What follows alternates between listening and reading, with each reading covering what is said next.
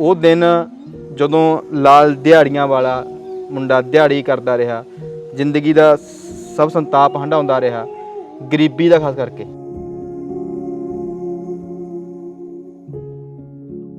ਇੱਕ ਟਾਈਮ ਇਹੋ ਜਿਹਾ ਸੀਗਾ ਜਦੋਂ ਇੱਕ ਟਾਈਮ ਦੀ ਰੋਟੀ ਨਹੀਂ ਪੱਕਦੀ ਸੀਗੀ ਕਿ ਜੇ ਸਵੇਰੇ ਸੁਬਾਹ ਰੋਟੀ ਖਾ ਲੈਂਦੇ ਤਾਂ ਸ਼ਾਮ ਨੂੰ ਐਂ ਦੇਖਣਾ ਪੈਂਦਾ ਸੀਗਾ ਸ਼ਾਮ ਨੂੰ ਸ਼ਾਇਦ ਰੋਟੀ ਮਿਲੂਗੀ ਕਿ ਨਹੀਂ ਮਿਲੂਗੀ ਯਾਰ।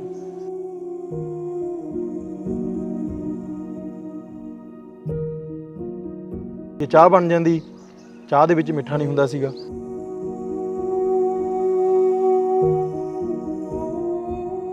ਪਹਿਲਾਂ ਮੈਂ 8 ਪਿੰਡਾਂ ਦੇ ਵਿੱਚ 8 ਤੋਂ 10 ਪਿੰਡ ਅਖਬਾਰ ਵੰਡ ਕੇ ਆਉਂਦਾ ਮੈਂ ਸਾਈਕਲ ਤੇ।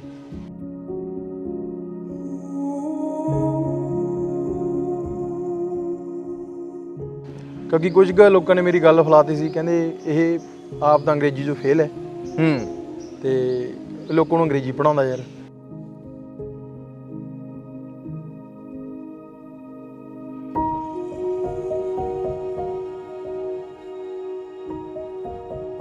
ਇਹ ਆਪ ਦਾ ਮੈਥ 'ਚੋਂ ਫੇਲ ਹੈ ਤੇ ਇਹ ਮੈਥ ਕੀ ਕਰਾਊਗਾ ਯਾਰ।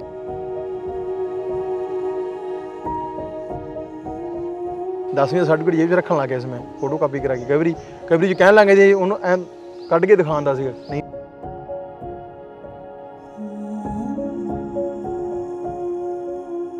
ਉਹ ਨਾ ਮਿਹਨਤ ਕਰਦਾ ਤਾਂ ਅੱਜ ਨੂੰ ਉਹ ਰਾਮ ਕੁਮਾਰ ਵਾਲੇ ਅਖਬਾਰ ਹੀ ਬਣਦਾ ਹੁੰਦਾ, ਖੁਸ਼ੀ ਵਾਲੇ ਅਖਬਾਰ ਹੀ ਬਣਦਾ ਹੁੰਦਾ।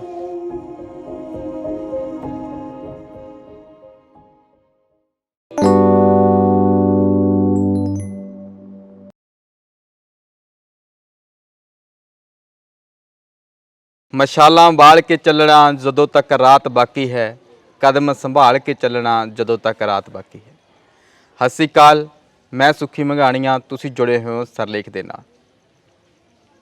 ਅਧਿਆਪਕ ਕੌਮ ਦਾ ਨਿਰਮਾਤਾ ਹੁੰਦੇ ਨੇ, ਅਸੀਂ ਅਕਸਰ ਸੁਣਦੇ ਹਾਂ। ਕਈ ਵਾਰੀ ਅਸੀਂ ਇਹ ਵੀ ਸੁਣਦੇ ਹਾਂ ਕਿ ਸਫਲ ਹੋਏ ਇਨਸਾਨ ਨੂੰ ਕਈ ਵਾਰੀ ਬਹੁਤੇ ਲੋਕ ਕਿਸਮਤ ਵਾਲਾ ਕਹਿ ਦਿੰਦੇ ਨੇ, ਪਰ ਜਿਹੜੇ ਲੋਕ ਉਹਦੇ ਸੰਘਰਸ਼ ਨੂੰ ਜਾਣਦੇ ਨੇ, ਉਹਨੂੰ ਨੇੜਿਓਂ ਦੇਖਿਆ ਹੁੰਦਾ ਜਿਨ੍ਹਾਂ ਲੋਕਾਂ ਨੇ, ਉਸ ਲਈ ਉਹਨਾਂ ਲੋਕਾਂ ਲਈ ਉਹ ਬੰਦਾ ਸੰਘਰਸ਼ੀਲ ਹੁੰਦਾ ਹੈ ਅਤੇ ਸੰਘਰਸ਼ਾਂ ਨੂੰ ਜਿੱਤਦਾ ਹੋਇਆ ਅੰਤ ਨੂੰ ਆਪਣੀ ਸਫਲਤਾ ਦੀ ਪੌੜੀ, ਆਪਣੀ ਸਫਲਤਾ ਦੀ ਮੰਜ਼ਿਲ 'ਤੇ ਪਹੁੰਚਦਾ ਹੈ।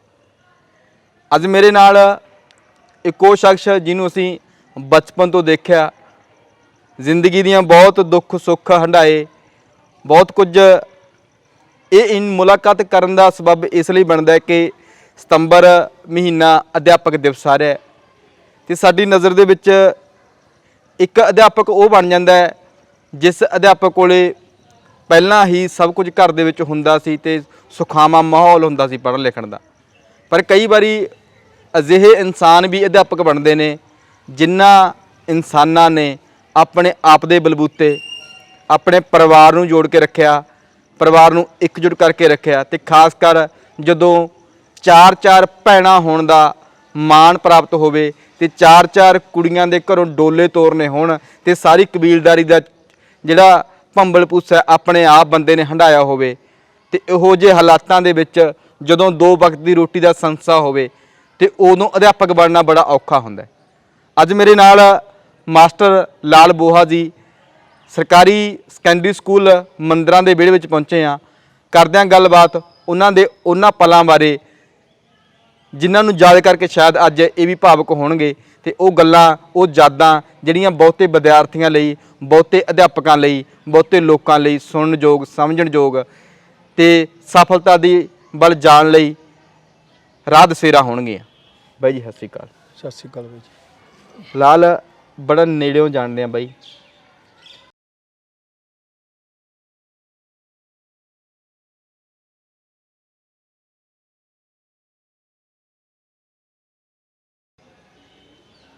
ਚਾਰ ਭੈਣਾਂ, ਇੱਕ ਭਰਾ, ਭਤੀਜੀ, ਸਾਰੇ ਪਰਿਵਾਰ ਨੂੰ, ਐਡੇ ਵੱਡੇ ਪਰਿਵਾਰ ਨੂੰ, ਲਾਲ ਉਹ ਪਲਾਂ ਨੂੰ ਅੱਜ ਕਿਵੇਂ ਮਹਿਸੂਸ ਕਰਦਾ? ਜਦੋਂ ਪੁਰਾਣੇ ਪਲ ਯਾਦ ਕਰਦੇ ਹੈਗੇ ਅਤੇ ਉਹ ਬੜਾ ਅਜੀਬ ਜਿਹਾ ਲੱਗਦਾ ਹੈਗਾ ਕਿ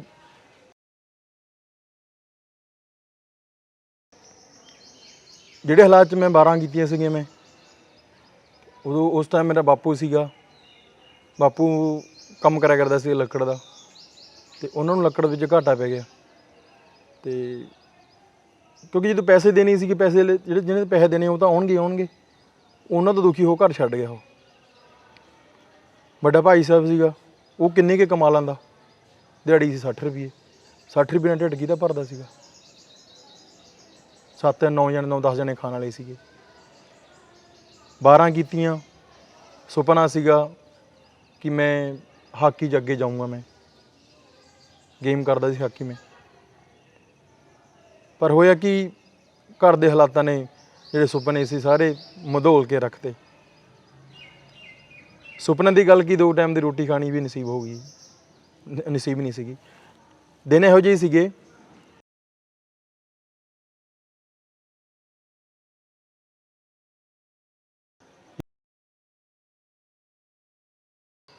ਤੇ ਮਾਫ਼ ਕਰਨਾ ਮੈਨੂੰ ਅੱਜ ਵੀ ਉਹ ਟਾਈਮ ਯਾਦ ਹੈ। ਮੈਂ ਸਾਡੇ ਗਵਾਂਢ ਦੇ ਵਿੱਚ ਨਾਂ ਤਾਂ ਨਹੀਂ ਮੈਂ ਲੈਂਦਾ ਉਹਨਾਂ ਦਾ, ਮੈਂ ਮੇਰੇ ਸਾਹਮਣੇ ਸੌਦਾ ਪਵਾ ਕੇ ਲੈ ਕੇ ਆਏ। ਮੈਂ ਉਹਨਾਂ ਦੇ ਘਰ ਗਿਆ, ਉਹਨਾਂ ਦੇ ਮੈਂ ਥੋੜ੍ਹੀ ਜਿਹੀ ਪੱਤੀ ਦੇ ਦਿਓ,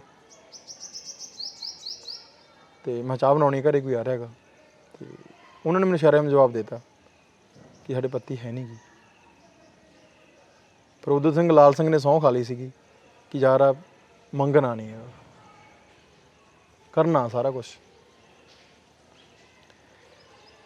ਮੈਂ ਧੰਨਵਾਦ ਕਰਦਾ ਉਸ ਸ਼ਖਸ ਦਾ। ਖੁਸ਼ੀਆ ਹੁੰਦਾ ਸੀਗਾ, ਬ੍ਰਹਮਦੇਵ ਮੰਗਲਾ ਦਾ ਬ੍ਰਦਰ। ਉਹਨੇ ਮੈਨੂੰ ਅਖਬਾਰਾਂ 'ਤੇ ਲਾਇਆ, ਅਖਬਾਰ ਵੰਡਣ ਵਾਸਤੇ ਲਾਇਆ। ਇੱਕ ਦਿਨ ਉਹਨੇ ਮੇਰੇ ਤੋਂ ਹਿਸਾਬ ਕਿਤਾਬ ਕਰਾਇਆ।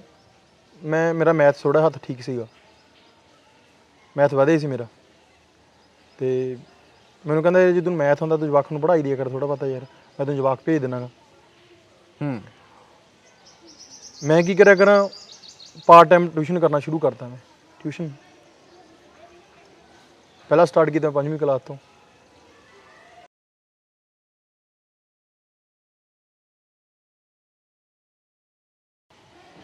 ਮੇਰੇ ਕੋਲ 550 ਦੇ ਕਰੀਬ ਮੇਰੇ ਕੋਲ ਅਖਬਾਰ ਹੁੰਦਾ ਸੀਗਾ, ਅਤੇ ਉਹਨਾਂ ਨੂੰ ਘਰੋਂ ਘਰੀ ਦੇ ਕੇ ਆਉਂਦਾ ਮੈਂ। ਫਿਰ ਹਾਕਮ ਵਾਲਾ ਬੱਚੇ ਮਿਲੇ ਮੇਰੇ ਕੋਲ 5-6 ਬੱਚੇ, ਅਤੇ ਉਹਨਾਂ ਨੂੰ ਪੜ੍ਹਾਉਣਾ ਸ਼ੁਰੂ ਕੀਤਾ ਮੈਂ। ਸਾਈਕਲ ਦੇ ਨਾਲ ਦੀ ਨਾਲ ਨਹਾ ਕੇ ਮੈਂ ਦੁਬਾਰਾ ਫਿਰ ਵਾਪਸ ਮੁੜ ਜਾਂਦਾ ਮੈਂ। ਠੀਕ ਹੈ, ਫਿਰ ਗੰਢੂਆ ਮਿਲੇ ਮੈਨੂੰ। ਇਹ ਵੱਡੀ ਗੱਲ ਹੈ। ਜਦੋਂ ਦੇਖੋ ਛੋਟਾ ਭਰਾ ਤਾਂ ਸਾਡੇ ਨਾਲ ਰਿਹਾ ਹੈ ਨਾ, ਜਿਉਂ ਉਹ ਵੀ ਟਿਊਸ਼ਨ ਨਾਲ ਕਰਦਾ ਸੀ, ਗੁਰਮੀਤ, ਉਹਦੇ ਬਾਰੇ ਵੀ ਗੱਲ ਕਰਾਂਗੇ। ਇੱਕ ਲਾਲ ਆਮ ਤੌਰ 'ਤੇ ਕਿ ਝਿਜਕ ਹੋ ਜਾਂਦੀ ਹੈ ਉਹਨਾਂ ਹਾਲਾਤਾਂ ਦੇ ਵਿੱਚ। ਲਾਲ ਕੀ ਸੋਚਦਾ ਸੀ, ਕਦੇ ਐਂ ਨਹੀਂ ਆਇਆ ਵੀ ਯਾਰ ਸਵੇਰੇ ਬੰਦਾ ਦਿਹਾੜੀਦਾਰਾਂ ਵਾਂਗੂ ਅਖਬਾਰ ਵੰਡਦਾ, ਅਤੇ ਫਿਰ ਜਦੋਂ ਬੰਦਾ ਸਰਕਾਰੀ ਹੁੰਦਾ ਉਹਨੂੰ ਤਾਂ ਲੋਕ ਅਧਿਆਪਕ ਮੰਨ ਲੈਂਦੇ ਨੇ। ਪ੍ਰਾਈਵੇਟ ਬੰਦਾ ਜਿੰਨਾ ਮਰਜ਼ੀ ਪੜ੍ਹਿਆ ਹੋਵੇ, ਸਾਡੇ ਸਮਾਜ ਨੇ ਅਜੇ ਤੱਕ ਉਹਨੂੰ ਅਧਿਆਪਕ ਹੀ ਨਹੀਂ ਮੰਨਿਆ ਹੈ। ਹਾਂ, ਉਹ 'ਚ ਇੱਕ ਨਹੀਂ ਹੁੰਦੀ ਸੀ ਇਸ ਤਰ੍ਹਾਂ ਦੀ। ਮੈਨੂੰ ਉਦੋਂ ਗੱਲਾਂ ਦਿਮਾਗ 'ਚ ਨਹੀਂ ਆਉਂਦੀਆਂ। ਇਸ ਗੱਲ ਦੀ ਮੈਨੂੰ ਲੱਗਿਆ ਸੀ ਪਹਿਲਾਂ ਮੈਂ, ਕਿਉਂਕਿ ਕੁਝ ਕੁ ਲੋਕਾਂ ਨੇ ਮੇਰੀ ਗੱਲ ਫੈਲਾਤੀ ਸੀ। ਕਹਿੰਦੇ ਇਹ ਆਪ ਤਾਂ ਅੰਗਰੇਜ਼ੀ 'ਚੋਂ ਫੇਲ ਹੈ, ਅਤੇ ਲੋਕਾਂ ਨੂੰ ਅੰਗਰੇਜ਼ੀ ਪੜ੍ਹਾਉਂਦਾ ਯਾਰ, ਇਹ ਆਪ ਤਾਂ ਮੈਥ 'ਚੋਂ ਫੇਲ ਹੈ, ਅਤੇ ਇਹ ਮੈਥ ਕੀ ਕਰਾਊਗਾ ਯਾਰ। ਫਿਰ ਮੈਨੂੰ ਆਪਣਾ ਨਾ ਜਿਹੜਾ ਪ੍ਰੂਫ ਸੀਗਾ ਉਹ ਸ਼ਾਰਟ ਕਰਕੇ ਮੈਂ ਆਪਣੇ ਜੇਬ 'ਚ ਰੱਖਦਾ। 10ਵੀਂ ਦਾ ਸਰਟੀਫਿਕੇਟ ਜੇਬ 'ਚ ਰੱਖਣ ਲੱਗ ਗਿਆ ਸੀ ਮੈਂ, ਫੋਟੋ ਕਾਪੀ ਕਰਾ ਕੇ। ਕਈ ਵਾਰੀ ਚ ਕਹਿਣ ਲੱਗੇ ਜੇ ਉਹਨੂੰ ਐਂ ਕੱਢ ਕੇ ਦਿਖਾਉਂਦਾ ਸੀਗਾ, ਨਹੀਂ ਵੀ ਮੈਂ ਅੰਗਰੇਜ਼ੀ ਮੈਥ 'ਚ ਪਾਸ ਹਾਂ। ਇਹੋ ਜਿਹੇ ਹਾਲਾਤ ਵੀ ਆਏ ਨੇ। ਪਰ ਮੈਂ ਸਲਾਮ ਕਰਦਾ ਉਹ ਪਿੰਡ ਦੇ ਲੋਕਾਂ ਨੂੰ, ਉਹਨਾਂ ਨੇ ਮੇਰੇ 'ਤੇ ਕਦੇ ਵੀ ਕਿੰਤੂ ਪ੍ਰਿੰਤੂ ਨਹੀਂ ਕੀਤਾ। ਪਰ ਜੇ ਪਿੰਡ ਦੇ ਲੋਕਾਂ ਨੇ, ਕਿਉਂਕਿ ਮੇਰੇ ਆਲੇ ਦੁਆਲੇ ਟਿਊਸ਼ਨ ਸੈਂਟਰ ਬਹੁਤ ਸੀਗੇ, ਮੇਰੇ ਆਲੇ ਦੁਆਲੇ ਟਿਊਸ਼ਨ ਸੈਂਟਰ ਬਹੁਤ ਮਤਲਬ ਕਿ ਜ਼ਿਆਦਾ ਵਾਈਡ ਸੀਗਾ। ਅਤੇ ਰੱਬ ਦੀ ਕਿਰਪਾ ਨਾਲ ਜਦੋਂ ਰੱਬ ਨੇ ਬਾਂਹ ਫੜੀ ਮੇਰੀ, ਅਤੇ ਮੇਰੇ ਕੋਲ 200-150 ਬੱਚਾ ਹੁੰਦਾ ਸੀਗਾ। ਅਖਬਾਰ ਵੀ ਚੱਲਦੇ ਰਹੇ, ਠੀਕ ਹੈ, ਅਖਬਾਰ ਚੱਲਦੇ ਰਹੇ, ਨਾਲ ਟਿਊਸ਼ਨ ਚੱਲਦਾ ਰਿਹਾ, ਅਤੇ ਫਿਰ ਪੜ੍ਹਨ ਦਾ ਸਬਕ ਮਿਲਿਆ ਮੈਨੂੰ। ਮੈਂ 2004 ਦੇ ਵਿੱਚ ਜਦੋਂ ਮੇਰੇ ਨਾਲ ਦੇ BA ਕਰਕੇ B.Ed ਕਰ ਚੁੱਕੇ ਸੀਗੇ, ਉਦੋਂ ਮੈਂ BA ਫਸਟ ਈਅਰ ਸਟਾਰਟ ਕੀਤੀ। ਮੈਂ ਦੁਬਾਰਾ ਇੱਧਰਲੇ ਲੈਣ ਵਾਲਾ ਆ, ਸਿੱਖਿਆ ਦੀ ਲੈਣ ਵਾਲਾ ਆ, ਕਿਉਂਕਿ ਸਿੱਖਿਆ ਤਾਂ ਮੈਂ 2001 ਤੋਂ ਸ਼ੁਰੂ ਕਰਤੀ ਸੀ, ਟਿਊਸ਼ਨ ਪੜ੍ਹਾਉਣਾ ਸ਼ੁਰੂ ਕਰਤਾ ਸੀਗਾ ਮੈਂ। ਠੀਕ ਹੈ, ਅਖਬਾਰ ਵੰਡ ਦੇ ਨਾਲ। ਠੀਕ ਹੈ, ਫਿਰ ਹਾਲਾਤਾਂ ਦੇ ਵਿੱਚ ਬਦਲਾਅ ਆਉਂਦਾ ਗਿਆ ਭਰਾਵਾ। ਨਾਲ ਇੱਕ ਗੱਲ ਹੋਰ ਦੇਖੀ ਹੈ ਤੇਰੇ ਜਿਹੜੀ ਜ਼ਿੰਦਗੀ ਦੇ ਵਿੱਚ ਜਾਂ ਪਰਿਵਾਰ ਦੇ ਵਿੱਚ, ਕਿ ਲਾਲ ਨੇ ਮੈਨੂੰ ਲੱਗਦਾ ਹਮੇਸ਼ਾ ਐਜੂਕੇਸ਼ਨ ਨੂੰ ਮੁੱਖ ਰੱਖਿਆ। ਉਹਦੇ ਘਰੇ ਰੋਟੀ ਪੱਕਦੀ ਹੈ ਨਹੀਂ ਪੱਕਦੀ ਹੈ, ਉਹਦੇ ਪਰਿਵਾਰ ਨੂੰ ਕੱਪੜੇ ਲੀੜੇ ਮਿਲਦੇ ਨਹੀਂ ਮਿਲਦੇ, ਇਹ ਗੱਲ ਮੈਨੂੰ ਲੱਗਦਾ ਕਦੇ ਲਾਲ ਨੇ ਸੋਚੀ ਨਹੀਂ। ਕਿਉਂਕਿ 4 ਭੈਣਾਂ ਭਰਾ ਭਤੀਜੀ, ਅੱਜ ਕੱਲ੍ਹ ਮੁਬਾਰਕ ਇਸ ਗੱਲ ਦੀਆਂ ਕਿ ਭਤੀਜਾ ਅੱਜ ਕੱਲ੍ਹ ਈਟੀ ਟੀਚਰ ਲੱਗਿਆ ਗਾ, ਭੈਣ ਵੀ ਹੈ ਟੀਚਰ ਭਰਤੀ ਹੋ ਚੁੱਕੀ ਹੈ ਨਾ। ਅਤੇ ਉਹਨਾਂ ਬਾਰੇ ਕੀ ਐਜੂਕੇਸ਼ਨ, ਇਹ ਪ੍ਰੇਰਨਾ ਕਿੱਥੋਂ ਜਾਗੀ ਵੀ ਯਾਰ ਐਜੂਕੇਸ਼ਨ ਹੀ ਜ਼ਿੰਦਗੀ ਦਾ ਸੁਧਾਰ ਹੈ। ਇਹ ਦਿਮਾਗ 'ਚ ਕਿਵੇਂ ਵੜ ਗਈ ਗੱਲ? ਇੱਕ ਐਸੀ ਬੰਦੇ ਕੋਲੇ ਉਹਦਾ ਇੱਕ ਐਜੂਕੇਸ਼ਨ ਹੀ ਇੱਕ ਹਥਿਆਰ ਹੈ, ਕਿਉਂਕਿ B.R. ਅੰਬੇਦਕਰ ਸਾਹਿਬ ਜੀ ਨੇ ਕਿਹਾ ਸੀਗਾ ਕਿ ਜੇ ਸਾਡੇ ਕੋਲ ਕੁਛ ਨਹੀਂ ਹੈਗਾ, ਜੇ ਐਜੂਕੇਸ਼ਨ ਹੈਗੀ ਹੈ ਤਾਂ ਸਾਡੇ ਕੋਲ ਸਾਰਾ ਕੁਝ ਹੈ। ਇਸ ਕਰਕੇ ਮੈਂ ਆਪਣੇ ਭੈਣ ਭਾਈਆਂ ਨੂੰ ਐਜੂਕੇਟ ਕੀਤਾ। ਬਰਾਦਰ ਸੀ ਛੋਟਾ ਮੇਰਾ, ਠੀਕ ਹੈ, ਬਹੁਤ ਪੜ੍ਹਨ ਵਿੱਚ ਬਹੁਤ ਡੈਡੀਕੇਸ਼ਨ ਸੀ। ਚਲੋ ਉਹ ਰੱਬ ਦੀ ਮਰਜ਼ੀ ਹੈ, ਉਹ ਸਾਡੇ ਵਿਚਕਾਰ ਨਹੀਂ ਰਿਹਾ ਹੈਗਾ। ਉਹ ਸਿਸਟਰਾਂ ਸੀ ਮੇਰੀਆਂ, ਉਹ ਕੁਆਲੀਫਾਈਡ ਨੇ, ਵੈਲ ਕੁਆਲੀਫਾਈਡ ਨੇ, ਠੀਕ ਹੈ, ਐਤਕੀ ਲਾਈਨ ਦੇ ਵਿੱਚ ਲੱਗੀਆਂ ਹੋਈਆਂ ਨੇਗੀਆਂ, ਉਹ ਵੀ ਜੋਬ ਲੱਗ ਜਾਣਗੀਆਂ, ਆਸ ਕਰਦਾ ਰੱਬ ਕੋਲੋਂ ਮੈਂ, ਠੀਕ ਹੈ ਨਾ। ਸਿਸਟਰਾਂ ਨੇਗੀਆਂ, ਇੱਕ HT ਹੈ, ਭਤੀਜਾ ETT ਜੁਆਇਨ ਕੀਤਾ ਹੁਣ ਉਹਨੇ, ਅਤੇ ਭਤੀਜੀ BSc ਹੈਗੀ, BSc B.Ed MSc ਚੱਲ ਰਹੀ ਹੈ ਉਹਨਾਂ ਦੀ, ਠੀਕ ਹੈ। ਆਈ ਹੋਪ ਇਨ ਫਿਊਚਰ ਦੇ ਵਿੱਚ ਉਹ ਵੀ ਮਾਸਟਰ।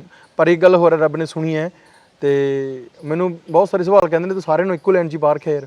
ਮਾਂ ਭਰਾਵਾ ਇੰਨੇ ਪੈਸੇ ਨਹੀਂ ਹੈਗੇ, ਅਤੇ ਜਿਹੜੇ ਸਾਡੇ ਕੋਲ ਹੈਗੇ ਨੇ ਉਹਦੀ ਮਿਹਨਤ ਕਰਕੇ ਬੱਚੇ ਨੂੰ ਸੈੱਟ ਕਰਨਾ ਹੈ। ਸਾਡੇ ਅਗਲੀ ਪੀੜ੍ਹੀ ਦੇ ਬੱਚੇ ਹੋਣਗੇ, ਉਹ ਅਗਲੀ ਡਿਗਰੀ ਹੋਰ ਹਿਸਾਬ ਦੇ ਡਿਗਰੀ ਡਿਪਲੋਮੇ ਕਰ ਲੈਣਗੇ। ਪਰ ਇੱਥੋਂ ਕੁ ਸਾਡਾ ਜਿੱਥੋਂ ਕਿ ਸਾਡੀ ਪਹੁੰਚ ਹੈਗੀ, ਉੱਥੋਂ ਕੁ ਮੈਂ ਬੱਚੇ ਨੂੰ ਕਰਵਾਤੇ, ਪੜ੍ਹਾਤਾ ਉਹਨਾਂ ਨੂੰ ਮੈਂ, ਠੀਕ ਹੈ। ਆਪਣਾ ਪੜ੍ਹਾਤਾ ਉਹਨੂੰ, ਸੈੱਟ ਆਪਦੇ ਆਪ ਹੀ ਹੋ ਜਾਣਗੇ ਮਿਹਨਤ ਕਰਕੇ। ਪਤਾ ਹੁਣ ਭਤੀਜਾ ਸੀਗਾ, ਭਤੀਜੇ ਨੇ ਮਿਹਨਤ ਕੀਤੀ ਦੇਖ, ਠੀਕ ਹੈ, ਉਹ ਸੈੱਟ ਹੋ ਗਿਆ ਦੇਖ, ਠੀਕ ਹੈ। ਹੋ ਮੇਰਾ ਛੋਟਾ ਭਾਈ ਵੀ ਜਾਂਦਾ ਭਰਾਵਾ, ਠੀਕ ਹੈ। ਉਹ ਰੱਬ ਨੇ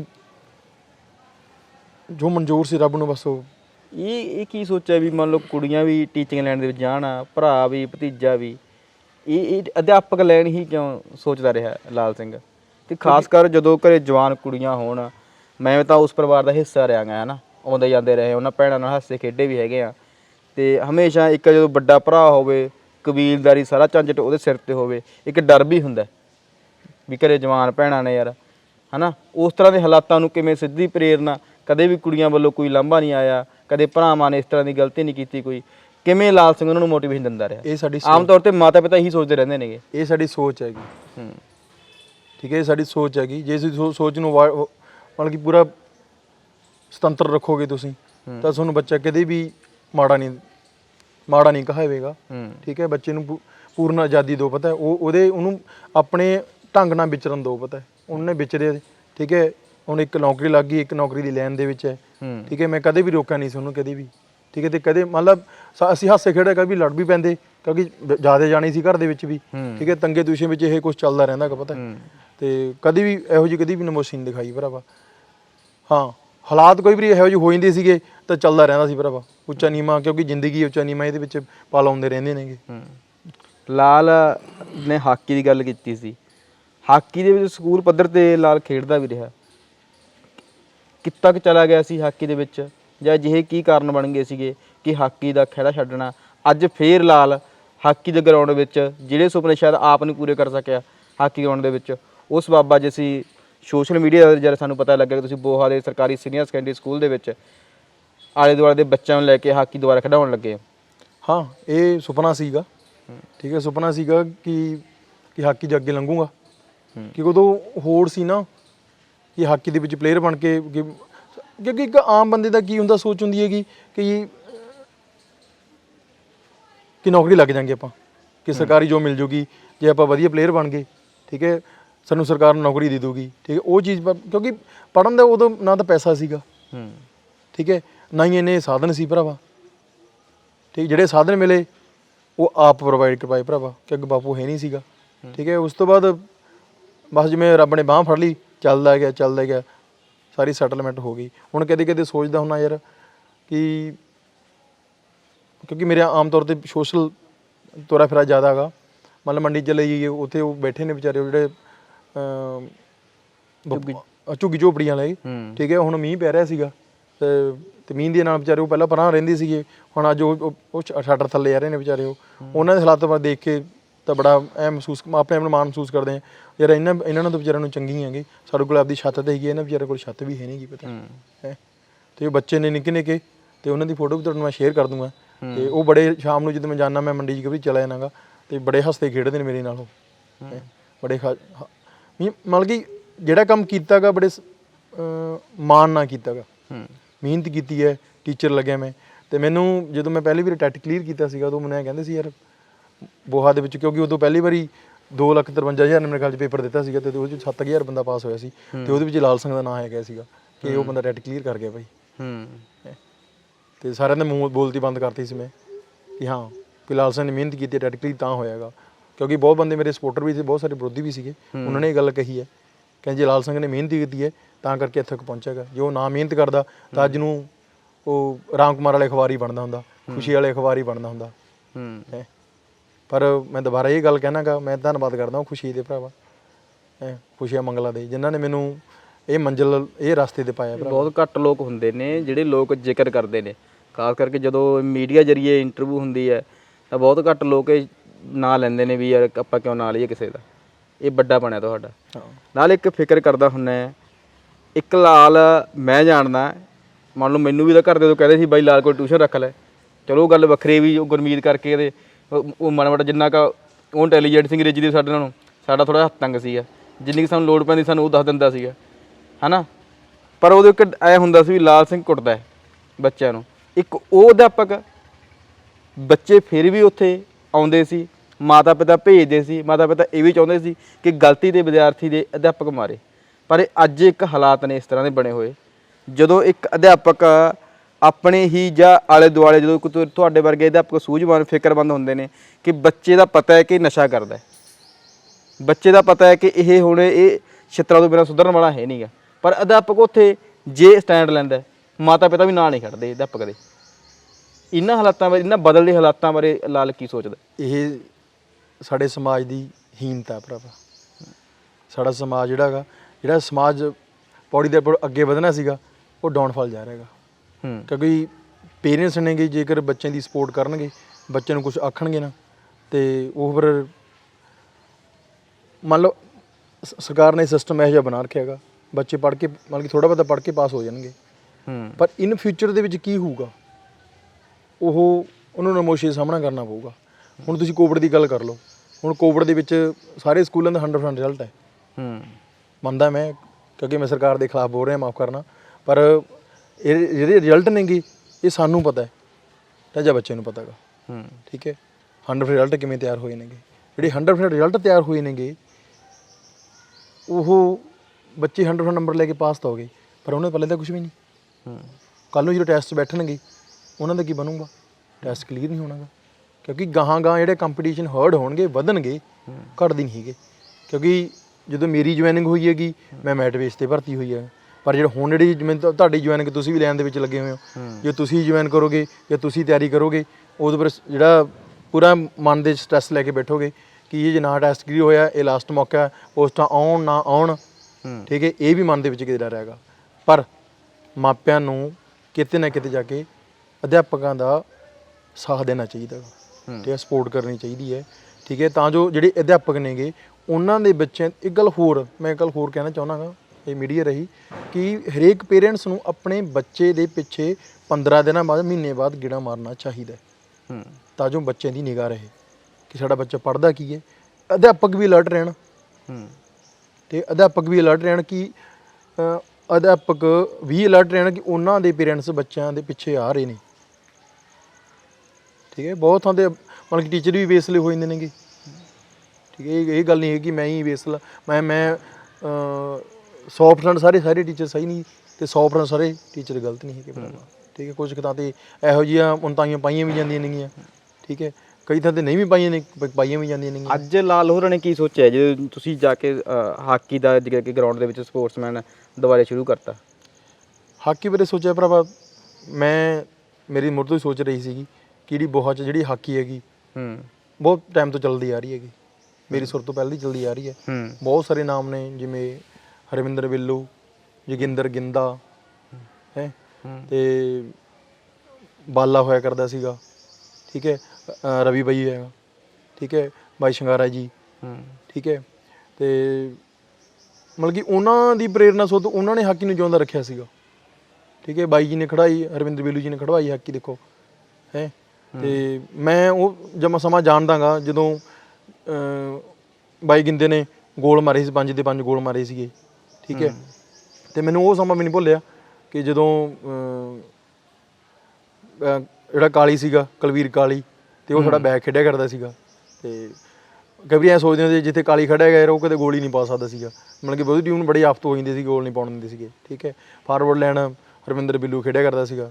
ਠੀਕ ਹੈ, ਉਹ ਮਤਲਬ ਕਿ ਹੋਰ ਵੀ ਫਾਰਵਰਡ ਹੈਗੇ ਸੀ, ਹੋਰ ਵੀ ਪਲੇਅਰ ਬਹੁਤ ਨੇਗੇ, ਮਾਫ ਕਰਨਾ ਜਿਹਨਾਂ ਨਾਮ ਨਹੀਂ ਲਿਆ ਹੈਗਾ, ਮੀਡੀਆ ਜਾਊਗੀ ਇਹ ਗੱਲਬਾਤ। ਠੀਕ ਹੈ ਨਾ, ਤੇ ਹੁਣ ਸੋਚੇ ਇਹ ਹੈਗਾ ਕਿ ਆਪ ਤਾਂ ਨਹੀਂ ਕੁਛ ਬਣ ਸਕੇ, ਜਿਹੜੇ ਨਿੱਕੇ ਨਿੱਕੇ ਨੇ ਨਾਲ ਤਾਂ ਨਸ਼ੇ ਤੋਂ ਦੂਰ ਰਹਿਣਗੇ। ਠੀਕ ਹੈ, ਨਾਲੇ ਇੱਕ ਪਲੇਅਰ ਬਣਨ ਦੀ ਉਹਨਾਂ ਦੇ ਚਿੰਗਾਰੀ ਪੈਦਾ ਹੋਊਗੀ। ਜੋ ਜੇ ਮਤਲਬ 15 ਨਹੀਂ 15 ਜੋ 4-5 ਵੀ ਸੈੱਟ ਹੋ ਗਏ ਤਾਂ ਉਮਰ ਭਰ ਯਾਦ ਰੱਖਣਗੇ। 8-10 ਸਾਲ ਹੋ ਗਏ ਅਧਿਆਪਕ ਬੜੇ ਨੂੰ। ਅੱਜ ਹੀ ਪਹਿਲਾਂ ਮੈਂ ਤੁਹਾਨੂੰ ਪੁੱਛਿਆ ਸੀਗਾ ਕਿ ਲਾਲ ਗੱਡੀ ਲੈ ਲਈ, ਤੂੰ ਆਪ ਹੀ ਕਹਿੰਦਾ ਬਈ ਪੈਰਾਂ ਚੱਪਲ ਤਾਂ ਪਾ ਕੇ ਆਇਆ, ਕਹਿੰਦਾ ਗੱਡੀ ਲੈਣ ਜੋਗੇ ਜੇ ਕਿੱਥੇ ਹੋਇਆ। ਮੈਂ ਸਾਰੀ ਉਮਰ ਦੇਖਿਆ ਹੈਗਾ, ਸਾਰੀ ਉਮਰ ਦਿਹਾੜੀਆਂ ਕੀਤੀਆਂ ਨੇ, ਤੁਸੀਂ ਅਖਬਾਰ ਤੱਕ ਵੰਡੇ ਨੇਗੇ, ਟਿਊਸ਼ਨਾਂ ਪੜ੍ਹਾ ਕੇ ਤੱਕ। ਅੱਜ ਲਾਲ ਕਿੱਥੇ ਕੀ ਸੋਚਦਾ ਗਾ ਵੀ ਯਾਰ ਲਾਲ ਬਹੁਤ ਟੁੱਟਿਆ ਵੀ ਹੈ ਜ਼ਿੰਦਗੀ ਦੇ ਵਿੱਚ। ਸਭ ਤੋਂ ਵੱਡਾ ਹਾਦਸਾ ਅਜਿਹਾ ਕੀ ਵਾਪਰਦਾ ਹੈ ਕਿ ਲਾਲ ਜਦੋਂ ਲੱਗਦਾ ਵੀ ਯਾਰ ਜ਼ਿੰਦਗੀ ਹੁਣ ਤਾਂ ਬਿਖਰ ਗਈ, ਫੇਰ ਲਾਲ ਉੱਠਦਾ। ਹਾਂ, ਪਿਛਲੇ ਦਹਾਕੇ ਦੇ ਵਿੱਚ ਜਦੋਂ ਮੇਰੀ ਮੈਰਿਜ ਤੋਂ ਪਹਿਲਾਂ 2018 ਦੀ ਗੱਲ ਹੈਗੀ, ਜੋ ਮੇਰੇ ਪਾਪਾ ਜੀ ਨੂੰ ਅਧਰੰਗ ਹੋਇਆ ਤੇ ਹਾਲਾਤ ਕੁਛ ਇਹੋ ਜਿਹੇ ਬਣ ਗਏ ਸੀਗੇ, ਕਿਉਂਕਿ ਪਹਿਲਾਂ ਸਿਸਟਰਾਂ ਦੀ ਮੈਰਿਜ ਕੀਤੀ ਸੀਗੀ, 3 ਸਿਸਟਰਾਂ ਵਿਆਹ ਲਈਆਂ ਸੀ ਮੈਂ। ਤੇ ਮੇਰੇ ਕਰਜ਼ਾ ਕੁਰਜ਼ਾ ਇੰਨਾ ਚੜ ਰਿਹਾ ਸੀਗਾ ਤੇ ਪੈਸੇ ਵੀ ਹੈ ਨਹੀਂ ਸੀ, ਫਿਰ 2 ਲੱਖ ਦਾ ਲੋਨ ਉਦੋਂ ਲਿਆ ਭਰਾ ਮੈਂ, ਲੋਨ ਲੈ ਕੇ ਬਾਪੂ ਦਾ ਇਲਾਜ ਕਰਵਾਇਆ ਮੈਂ। ਠੀਕ ਹੈ, ਅਧਰੰਗ ਸੀਗਾ, ਅਧਰੰਗ ਠੀਕ ਹੋ ਗਿਆ ਉਹਨਾਂ ਦਾ, ਮਤਲਬ ਕਿ ਕੁਛ ਹੱਦ ਤੱਕ ਚੱਲ ਜਿਵੇਂ ਅਧਰੰਗ ਵਾਲਾ ਬੰਦਾ ਇੱਕ ਸਾਈਡ ਖੜੀ ਹੈਗੀ, ਉਹਦਾ ਪਰਮਾਨੈਂਟ ਇਲਾਜ ਨਹੀਂ ਹੈਗਾ, ਮੀਨਜ਼ ਬੋਲਣ ਲੱਗ ਗਿਆ ਸੀ, ਉੱਠਣ ਬੈਠਣ ਲੱਗ ਗਿਆ ਸੀਗਾ, ਪਰ ਉਹਨਾਂ ਦੇ ਇੱਕ ਪਿੱਛੇ ਕਿ ਜ਼ਖਮ ਹੋ ਗਿਆ, ਜ਼ਖਮ ਹੋਣ ਨਾਲ ਉਹਦੇ ਉੱਪਰ 2-1.5 ਲੱਖ ਰੁਪਏ ਉਹਦੇ ਲੱਗ ਗਿਆ, ਉਹ ਮਸਾ ਪਹੁੰਚਾਇਆ। ਪਰ ਅੱਜ ਮੈਂ ਮਾਣ ਮਹਿਸੂਸ ਕਰਦਾਗਾ ਤੂੰ ਸਾਡੇ 'ਚ ਬੈਠਾ ਯਾਰ। ਠੀਕ ਹੈ, ਅਸੀਂ ਚੰਗੇ ਕਰਦੇ ਹਾਂ ਮਾੜੇ ਕਰਦੇ ਹਾਂ, 6 ਸਾਲ ਹੋ ਗਏ, 5 ਸਾਲ ਹੋ ਗਏ ਤੇ ਸਾਡੇ 'ਚ ਬੈਠਾ ਭਰਾਵਾ, ਗੱਲਾਂ ਬਾਤਾਂ ਕਰਦਾ, ਕਦੇ ਕਦੇ ਮੂਡ ਬਣ ਜੇ ਤੇ ਕਰ ਲੈਂਦਾ, ਨਹੀਂ ਭਰਾਵਾ ਪਿਆਰ ਰਹਿੰਦਾ ਗਾ ਹੈ। ਰੋਟੀ ਨਾਲ ਬੈਠ ਕੇ ਖਵਾਈ ਦੀ ਹੈ, ਨਹੀਂ ਟਾਈਮ ਲੱਗਦਾ ਮੰਮੀ ਖਵਾਉਂਦੀ ਆ, ਤੇ ਸੁਬਹ ਸ਼ਾਮ ਨਵਾਈ ਦਾ ਭਰਾਵਾ, ਜੇ ਸਵੇਰੇ ਨਵਾਇਆ ਤਾਂ ਸ਼ਾਮ ਨੂੰ ਨਵਾਵਾਂਗੇ, ਤੇ ਸ਼ਾਮ ਨੂੰ ਨਵਾਵਾਂਗੇ ਤਾਂ ਸਵੇਰੇ ਨਵਾਵਾਂਗੇ ਭਰਾਵਾ।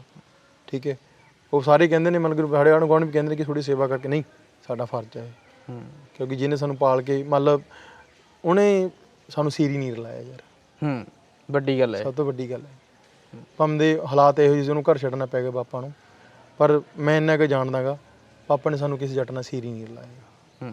ਜੇ ਸੀਰੀ ਰਲੇ ਹੁੰਦੇ, ਜਿਵੇਂ ਮੇਰੇ ਤਾਏ ਕਿ ਨੇਗੇ, ਉਹਨਾਂ ਦੇ 2 ਮੁੰਡੇ ਨੇਗੇ, ਤੇ ਸਾਡੇ ਵੀ ਹਾਲਾਤ ਉਹੀ ਹੋਣੇ ਸੀਗੇ। ਠੀਕ, ਉਹ ਵੀ ਇੱਕ ਟੁੱਟੇ ਵਿਚਾਰੇ ਛੋਟੇ ਜਿਹੇ ਮਕਾਨ 'ਚ ਰਹੇ ਨੇ, ਤੇ ਅੱਜ ਮੈਂ ਬਾਲਾ ਨੇ ਕਹਿੰਦਾ ਐਡਾ ਵੱਡਾ ਮਕਾਨ ਹੈ ਤੇ ਜਿਹਦੇ ਵਿੱਚ ਮਤਲਬ ਕਿ ਵਾਧੂ ਕਮਰੇ ਬਣਾਏ ਨੇ, ਮਤਲਬ ਕਿ ਬਹੁਤ ਬੰਦੇ ਰਿਹਾਇਸ਼ ਕਰ ਸਕਦੇ ਨੇ, ਮੈਂ ਆਪਾਂ ਕਹਿ ਸਕਦੇ ਹਾਂ ਕਿ ਆਪਾਂ। ਠੀਕ ਹੈ, ਤੇ ਵਧੀਆ ਰੱਬ ਦੀ ਮਿਹਰ ਹੋਈ ਹੈ ਭਰਾਵਾ ਦੇਖ। ਤੇ ਮੈਂ ਬਾਪੂ ਦਾ ਅਹਿਸਾਨ ਕਦੀ ਨਹੀਂ ਭੁੱਲ ਸਕਦਾ। ਦੇਖ, ਗਾਮ ਨੂੰ ਸਪੋਰਟ ਕਰਨ ਲਈ ਮੇਰੀ ਮਾਤਾ ਜੀ। ਠੀਕ ਹੈ, ਅੱਜ ਮੇਰੀ ਮਾਂ ਟੁੱਟੀ ਹੋਈ ਹੈ ਪਰ ਫਿਰ ਵੀ ਮੈਨੂੰ ਅੱਜ ਵੀ ਸਪੋਰਟ ਕਰਦੀ ਹੈ, ਪਤਾ ਅੱਜ ਵੀ ਕਹਿੰਦੀ ਹੈ ਪੁੱਤ ਕਿ ਤੂੰ ਹੈ ਠੀਕ ਹੈ, ਦੱਬੀ ਚੱਲ, ਕੁਛ ਨਹੀਂ ਹੁੰਦਾ। ਹਾਲਾਤ ਬੇਕਾਬੂ ਹੁੰਦੇ ਨੇ ਬਾਅਦ ਦੇ ਵਿੱਚ, ਜਦੋਂ ਗਰਮੀਤ ਤੁਰਦਾ, ਗਰਮੀਤ ਅਰਬ ਦੱਸਦਾ, ਗਰਮੀਤ ਉਹ ਵਾਪਰਿਆ ਹਾਦਸਾ ਕੀ ਅਸਲ ਦੇ ਵਿੱਚ ਵੀ ਉਦੋਂ ਐਡੀ ਕੀ ਮਜਬੂਰੀ, ਇੰਨਾ ਕਿੰਨਾ ਕੁ ਪੈਸਾ ਲੱਗ ਗਿਆ ਸੀਗਾ ਵੀ ਯਾਰ ਪੋਸਟ ਸਾਡੇ ਸਾਰੇ ਯਾਰਾਂ ਦੋਸਤਾਂ ਨੂੰ ਪੋਸਟਾਂ ਪਰ ਤੱਕ ਪਾਉਣੀਆਂ ਪੈ ਗਈਆਂ ਸੀਗੀਆਂ। ਹਾਲਾਤ ਭਰਾਵਾ, ਪਹਿਲਾਂ ਮੇਰਾ ਬੇਟਾ ਬਿਮਾਰ ਹੋਇਆ, ਕਿਉਂਕਿ ਘਰ ਦੇ ਵਿੱਚ ਛੋਟਾ ਬੱਚਾ ਆਉਣਾ, ਹੁਣ ਭਤੀਜੀ ਮੇਰੀ ਦੀ 24 ਸਾਲ ਦੀ ਉਮਰ ਹੋ ਗਈ, ਭਤੀਜੀ ਮੇਰੀ ਦੀ 23 ਸਾਲ ਦੀ ਉਮਰ ਹੋ ਗਈ। ਠੀਕ ਹੈ, 23 ਸਾਲਾਂ ਬਾਅਦ ਇੱਕ ਛੋਟੇ ਜੀਵ ਨੇ ਘਰੇ ਆਉਣਾ, ਬੜਾ ਚਾਅ ਸੀ ਗੁਰਮੀਤ ਨੂੰ। ਠੀਕ, ਗੁਰਮੀਤ ਨੂੰ ਬੜਾ ਚਾਅ ਸੀਗਾ। ਉਹ ਜ਼ਿਆਦਾ ਟਾਈਮ ਮੰਨ ਕੇ ਮੇਰੇ ਕੋਲ ਨਹੀਂ ਰਹਿੰਦਾ ਸੀਗਾ, ਉਹ ਉਸ ਕੋਲ ਹੀ ਰਹਿੰਦਾ ਸੀਗਾ, ਕਿਉਂਕਿ ਉਹ ਘਰੇ ਰਹਿੰਦਾ ਸੀਗਾ, ਉਹ ਕਿਉਂਕਿ ਮੈਂ ਡਿਊਟੀ 'ਤੇ ਚਲੇ ਜਾਂਦਾ ਸੀਗਾ, ਜ਼ਿਆਦਾ ਟਾਈਮ ਉਸ ਕੋਲ ਹੀ ਰਹਿੰਦਾ ਸੀਗਾ ਉਹ। ਠੀਕ ਹੈ, ਜ਼ਿਆਦਾ ਟਾਈਮ ਉਸ ਕੋਲ ਰਹਿੰਦਾ ਸੀ, ਤੇ ਮੂੰਹ ਵੀ ਉਹਦਾ ਬਹੁਤ ਕਰਦਾ ਸੀ। ਉਹ ਅੱਜ ਵੀ ਉਹਨੂੰ ਯਾਦ ਕਰਦਾ ਬਾਈ ਚਾਚਾ, ਅੱਜ ਵੀ ਉਹਨੂੰ ਬਾਈ ਚਾਚੀ ਕਹਿੰਦਾ ਉਹ। ਠੀਕ ਹੈ, ਗੁਰਮੀਤ ਨਹੀਂ, ਗੁਰਮੀਤ ਸਾਰੇ ਆਪਾਂ ਤੁਸੀਂ ਆਪਾਂ ਮਤਲਬ ਕਿ ਪੜ੍ਹਨ ਲਿਖਣ ਜਿਹੜੇ ਨਾਲ ਪੜ੍ਹੇ ਗਏ ਕਲੀਗ, ਉਹ ਵੀ ਉਹਨੂੰ ਬਾਈ ਕਹਿੰਦੇ ਨੇ। ਚਲੋ ਇਹ ਤਾਂ ਮੀਡੀਆ ਕਰਕੇ ਆਪਾਂ ਗੁਰਮੀਤ ਕਹਿ ਰਹੇ ਹਾਂਗੇ ਆਪਾਂ। ਠੀਕ ਹੈ, ਗੁਰਮੀਤ ਕਰਕੇ ਉਹਨੂੰ ਕੋਈ ਨਹੀਂ ਜਾਣਦਾ ਸੀਗਾ, ਉਹਨੂੰ ਬਾਈ ਕਰਕੇ ਹੀ ਜਾਣਦਾ ਸੀ ਉਹ। ਤੇ ਹਾਲਾਤ ਕੀ ਸੀ ਭਰਾਵਾ, ਪੈਸਾ ਮੇਰੇ ਬੇਟੇ 'ਤੇ ਲੱਗ ਗਿਆ ਭਰਾਵਾ। ਤੇ ਗੁਰਮੀਤ ਦੇ ਅਕਾਊਂਟ 'ਚ 5000 ਰੁਪਇਆ ਪਿਆ ਸੀ, ਉਦੋਂ ਗੁਰਮੀਤ ਨੂੰ ਬੁਖਾਰ ਹੋ ਰਿਹਾ ਸੀਗਾ। ਤੇ ਮੈਂ ਗੁਰਮੀਤ ਦੇ ਮਾਂ ਗੁਰਮੀਤ ਪੈਸੇ ਭੇਜ ਥੋੜ੍ਹੇ ਜਿਹੇ, ਮੈਨੂੰ ਐ ਸੀ ਬੁਖਾਰ ਹੀ ਹੈ ਸਿੰਪਲ। ਠੀਕ, ਉੱਤਰ ਜੂ ਬੁਖਾਰ ਯਾਰ। ਤੇ ਉਹਦੇ ਗਾਹਾਂ ਅਕਾਊਂਟ 'ਚ, ਉਹਦੇ ਅਕਾਊਂਟ 'ਚ ਵੀ ਗਾਹਾਂ 3000 ਰੁਪਇਆ 6000 ਰੁਪਇਆ ਸੀਗਾ, ਉਹਨੇ 3000 ਮੈਨੂੰ ਸੈਂਡ ਕਰਤਾ, 3000 ਆਪਦੇ ਕੋਲ ਰੱਖ ਲਿਆ। ਬੇਟਾ ਮੇਰਾ ਠੀਕ ਹੋ ਗਿਆ, ਮੈਂ ਘਰੇ ਲਿਆਇਆ ਭਰਾਵਾ। ਤੇ ਗੁਰਮੀਤ ਨੂੰ ਬਿਮਾਰੀ ਨੂੰ 6ਵਾਂ ਦਿਨ ਸੀਗਾ। 6ਵੇਂ ਦਿਨ ਸੀ ਭਰਾਵਾ, ਹਾਲਾਤ ਥੋੜ੍ਹੇ ਜਿਹੇ ਵਿਗੜਦੇ ਦਿਸੇ ਉਹਨੂੰ। ਮੈਂ ਤੇ ਬੋਹਾ ਮੈਂ ਉਹਨੂੰ ਇੱਕ ਦਿਨ ਆਪਾਂ ਉਦੋਂ ਆਕਸੀਜਨ ਨੂੰ ਚੈੱਕ ਕਰਨ ਦੀ ਥੋੜ੍ਹੀ ਜਿਹੀ ਉਹ ਚੱਲੀ ਹੋਈ ਸੀਗੀ, ਮਤਲਬ ਕਿ ਹੋੜ ਜੀ ਚੱਲੀ ਹੋਈ ਸੀ, ਆਕਸੀਜਨ ਚੈੱਕ ਕਰ ਲਈਏ। ਅਤੇ ਮੈਂ ਤੇਰੀ ਭਰਜਾਈ ਤੇਰੀ ਕੋਠੇ ਚੜ੍ਹ ਗਏ। ਅਤੇ ਮੈਂ ਚਲੋ ਉਹਨੂੰ ਵੀ ਖੰਘ ਜਿਹੀ ਹੋ ਰਹੀ ਸੀ। ਮੈਂ ਤੁਸੀਂ ਦੋਨੇ ਸਾਹ ਰੋਕੋ, ਮੈਂ ਫੋਨ 'ਤੇ ਚੈੱਕ ਕਰਦਾ ਕਿੰਨੇ ਸਕਿੰਟ ਸਾਹ ਰੋਕ ਸਕਦੇ ਹੋ। ਅਤੇ ਬਾਈ ਰੋਕਿਆ ਕਰੇ 10 ਕੁ ਸਕਿੰਟ ਭਰਾਵਾ। ਅਤੇ ਭਰਜਾਈ ਤੇਰੀ ਭਰਾਵਾ 30-35 ਸਕਿੰਟ ਰੋਕ ਲਿਆ ਕਰੇ। ਤਾਂ ਮਾਂ ਬਾਈ ਤੈਨੂੰ ਪ੍ਰੋਬਲਮ ਹੈ ਯਾਰ। 6ਵਾਂ ਦਿਨ ਸੀ ਉਹਦੇ। ਮਾਂ ਬਾਈ ਇਹ ਤੈਨੂੰ ਪ੍ਰੋਬਲਮ ਹੈ ਯਾਰ, ਤੂੰ ਮੰਨਦਾ ਨਹੀਂ ਹੈਗਾ। ਅਤੇ ਯਾਰ ਪੈਸੇ ਜੇਬ 'ਚ ਪੈਸਾ ਇੱਥੋਂ ਕਿ ਨਹੀਂ ਹੈਗਾ ਸੀਗਾ ਕਿ ਅਸੀਂ ਜਿਹੜਾ ਉਹ ਆਕਸੀਜਨ ਚੈੱਕ ਕਰਨਾ ਉਹ ਲੈ ਆਈਏ, ਕਿਉਂਕਿ ਪੈਸੇ ਸਾਰੇ ਖਰਚ ਹੋ ਗਏ ਸੀਗੇ, ਕਿਉਂਕਿ ਸਾਰੇ ਕਿਸ਼ਤਾਂ ਵਿੱਚ ਚਲੇ ਜਾਂਦੇ ਨੇ ਪੈਸੇ ਯਾਰ। ਅਤੇ ਸਾਰਾ 15-16 ਹਜ਼ਾਰ ਰੁਪਏ ਬਚਦਾ ਗੁਜ਼ਾਰੇ ਵਾਸਤੇ, ਖਰਚੇ ਵਾਸਤੇ। ਉਹਨੇ ਕਿੰਨਾ ਟਾਈਮ ਪਾਸ ਕਰ ਲਈਦਾ। ਅਤੇ ਆਸ ਰੱਖੀ ਹੈ ਕਿ ਚਲੋ ਕਿਤੇ ਤਾਂ ਫਰੀ ਹੋਵਾਂਗੇ ਕਰਜ਼ੇ ਤੋਂ। ਕਿਹਾ ਉਹਨੂੰ ਮੈਂ, ਕਹਿੰਦਾ ਯਾਰ ਬਾਈ ਤੂੰ ਡਰਾਈ ਨਹੀਂ ਯਾਰ, ਕਹਿੰਦਾ ਡਰਾਉਣਾ, ਕਹਿੰਦਾ ਯਾਰ ਮੈਨੂੰ ਕੁਛ ਨਹੀਂ ਹੁੰਦਾ, ਕਹਿੰਦਾ ਕੁਛ ਨਹੀਂ ਹੈ, ਕਹਿੰਦਾ ਯਾਰ ਖੰਘ ਹੈ, ਕਹਿੰਦਾ ਹਟ ਜੂ, ਕਹਿੰਦਾ ਯਾਰ। ਅਤੇ ਸਵੇਰ ਨੂੰ ਬੁਖਾਰ ਉਤਰਿਆ ਨਹੀਂ ਭਰਾਵਾ। 7ਵਾਂ ਦਿਨ ਹੋ ਗਿਆ, 8ਵੇਂ ਦਿਨ ਵੀ ਬੁਖਾਰ ਨਾ ਉਤਰਿਆ ਭਰਾਵਾ। 9ਵੇਂ ਦਿਨ ਕਹਿੰਦਾ ਯਾਰ ਮੈਨੂੰ ਰਾਤ ਨੂੰ, ਕਹਿੰਦਾ ਯਾਰ ਮੈਨੂੰ ਥੋੜ੍ਹਾ ਸਾਹ ਔਖਾ ਲੱਗਦਾ ਯਾਰ। ਅਤੇ ਕਹਿੰਦਾ ਮੈਂ ਥੋੜ੍ਹਾ ਜਿਹੀ ਲੋਮ ਬਲੋਮ ਕਰਕੇ ਆਉਣਾ ਕੋਠੇ 'ਤੇ। ਕੋਠੇ ਚੜ੍ਹਿਆ ਗਿਆ ਭਰਾਵਾ। ਜਦੋਂ ਕੋਠੇ ਚੜ੍ਹਿਆ ਭਰਾਵਾ, ਹੌਂਕੀ ਜਾਵੇ ਭਰਾਵਾ। ਮੈਂ ਗਿਆ ਜੀ ਤੇ ਉੱਪਰ, ਮੈਂ ਉਹਨੂੰ ਕਿਹਾ ਯਾਰ ਮੈਂ ਤੂੰ ਠੀਕ ਨਹੀਂ ਹੈਗਾ ਭਰਾ। ਫਿਰ ਵੀ ਪਤੰਦਰ ਨੇ ਐਂ ਨਹੀਂ ਕਿਹਾ ਯਾਰ ਮੈਂ ਠੀਕ ਹਾਂ, ਕਿਉਂਕਿ ਉਹਨੂੰ ਪਤਾ ਸੀ ਕਿ ਪੈਸੇ ਨਹੀਂ ਹੈਗੇ ਯਾਰ, ਕਿੱਥੇ ਚੱਕੂਗਾ ਇਹਨੂੰ।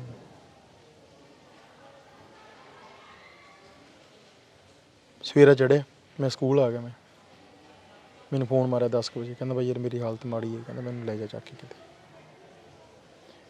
ਮੈਂ ਇੱਥੋਂ ਛੁੱਟੀ ਲਈ, ਮੈਂ ਕਿਹਾ ਮੈਂ ਮੇਰਾ ਬ੍ਰਦਰ ਬਹੁਤ ਢਿੱਲਾ, ਮੈਂ ਜਾਂਦਾ ਹਾਂ। ਅਤੇ ਉਦੋਂ ਬੂਟਾ ਸਿੰਘ ਸੀ ਪ੍ਰਿੰਸੀਪਲ ਸਾਡੇ, ਉਹਨਾਂ ਨੇ ਕਿਹਾ ਲਾਲ ਸਿੰਘ ਚਲਾ ਜਾ ਤੂੰ। ਲੰਘ ਗਿਆ ਭਰਾ। ਮੈਂ ਜਾ ਕੇ ਮੈਂ ਇੱਥੇ ਬੋਹਾ ਸਿਟੀ ਹੌਸਪੀਟਲ ਹੈ, ਉੱਥੇ ਇਹਦੀ ਆਕਸੀਜਨ ਚੈੱਕ ਕਰਾਈ ਮੈਂ। ਉਹਦੀ ਆਕਸੀਜਨ ਭਰਾਵਾ 80-82। ਅਤੇ ਉਹ ਕਹਿੰਦਾ ਥੋੜ੍ਹੀ ਜਿਹੀ ਆਕਸੀਜਨ, ਮੈਨੂੰ ਐਂ ਸੀ, ਮੇਰੇ ਮਨ 'ਚ ਇਹ ਸੀਗਾ ਕਿ ਜੇ ਆਕਸੀਜਨ ਲਾ ਲੂਗਾ ਚਲ ਆਕਸੀਜਨ ਪੂਰੀ ਹੋਈ, ਚਲ ਠੀਕ ਹੋ ਜੂਗਾ ਯਾਰ।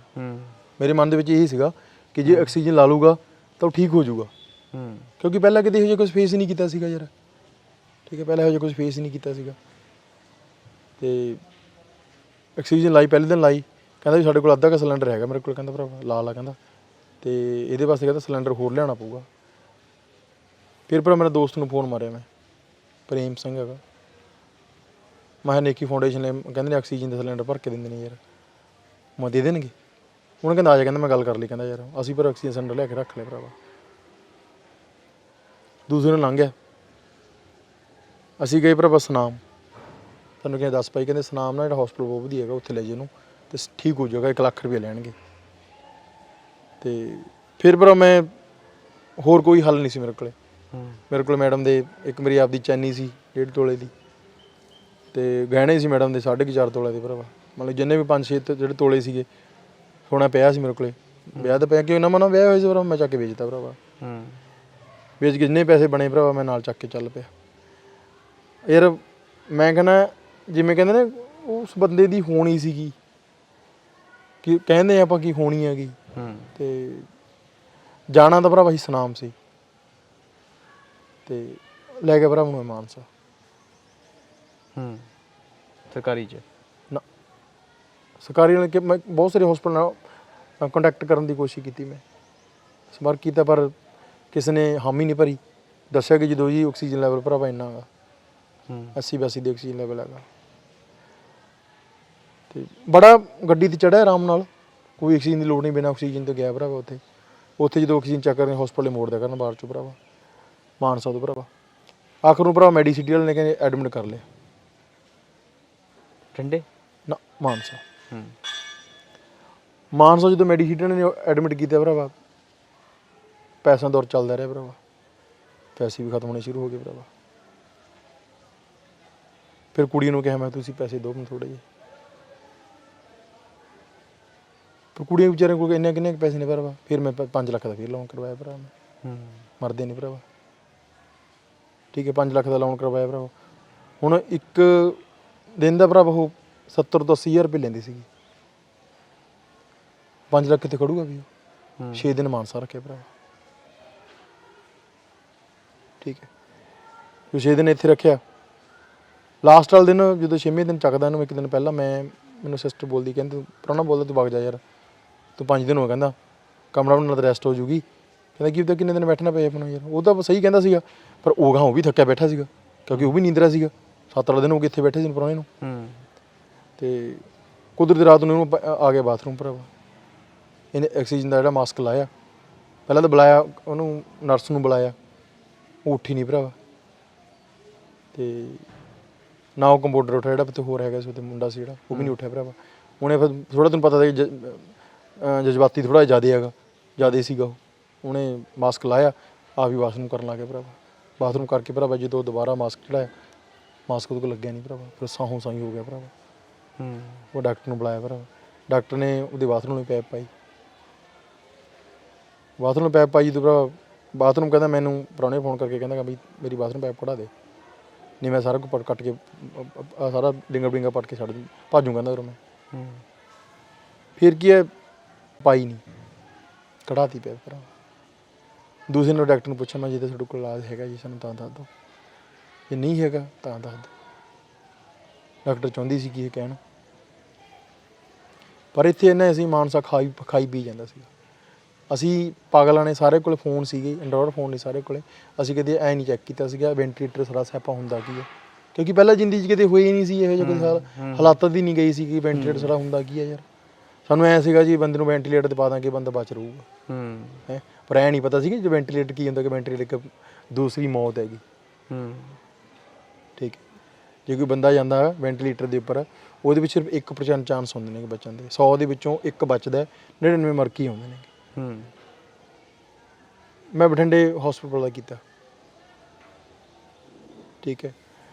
ਹੌਸਪੀਟਲ 'ਚ ਲੈ ਗਿਆ ਭਰਾ ਮੈਂ। ਹੌਸਪੀਟਲ ਨੇ ਜਿਹੜਾ ਖਰਚਾ ਪਾਣੀ ਚੱਲਦਾ ਉਹ ਤਾਂ ਲਿਆ ਭਰਾਵਾ। ਉੱਥੇ ਹਾਲਾਤ ਇੰਨੇ ਕੁ ਬਣ ਗਏ, ਉਹ ਇੱਕ ਦਿਨ ਦਾ ਟੀਕਾ 55,000 ਦਾ ਟੀਕਾ ਲਾਉਂਦੇ ਸੀ ਭਰਾਵਾ, ਅਤੇ ਲੱਖ ਰੁਪਈਆ ਲੈ ਲੈਂਦੇ ਭਰਾਵਾ ਇੱਕ ਦਿਨ ਦਾ। 9 ਦਿਨ ਰਿਹਾ ਭਰਾਵਾ ਉੱਥੇ ਮੈਂ। ਫਿਰ ਮੇਰੇ ਹੱਥ ਖੜ੍ਹੇ ਹੋ ਗਏ। ਫਿਰ ਭਰਾਵਾ ਸਾਰਿਆਂ ਨੂੰ ਬੇਨਤੀ ਕੀਤੀ, ਫਿਰ ਰਿਕਵੈਸਟਾਂ ਪਈਆਂ ਭਰਾਵਾ ਪੈਸੇ ਵਾਸਤੇ। ਆਖ ਨੂੰ ਭਰਾਵਾ ਅਸੀਂ ਬੜਾ ਖੁਸ਼ ਭਰਾਵਾ। 6 ਤਰੀਕ ਦਾ ਦਿਨ ਸਾਡੇ ਕੋਲ,